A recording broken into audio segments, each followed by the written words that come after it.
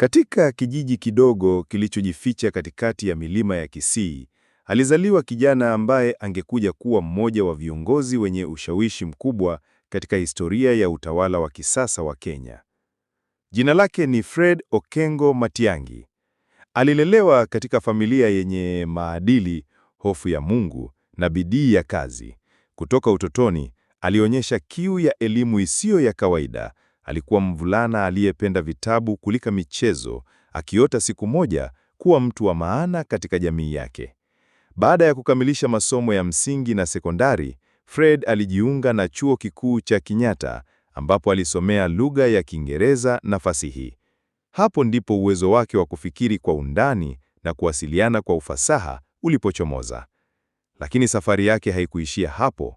Aliondoka nchini na kwenda Chuo Kikuu cha Nairobi na baadaye Chuo Kikuu cha Binghamton, Marekani, ambako alipata shahada ya uzamifu, PhD, katika masuala ya mawasiliano. Kwa miaka mingi kabla ya kuingia serikalini, Daktari Fred Matiang'i alikuwa mhadhiri, mtafiti na mtaalamu wa sera.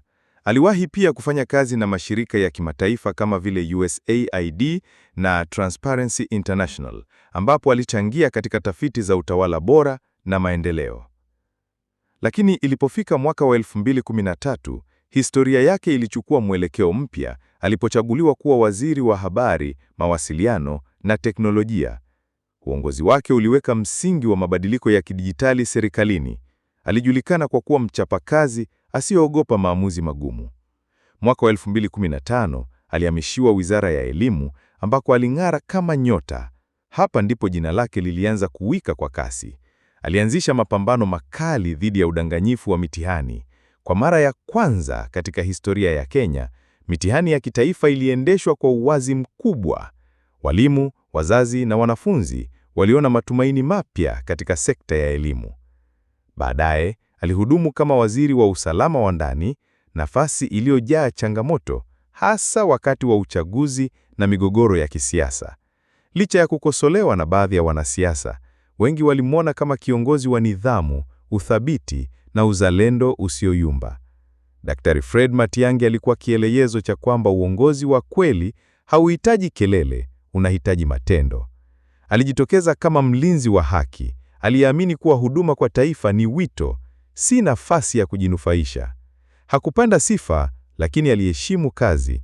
Mwaka wa 2027, anataka kuwania kiti cha uraisi ambacho lazima atashinda.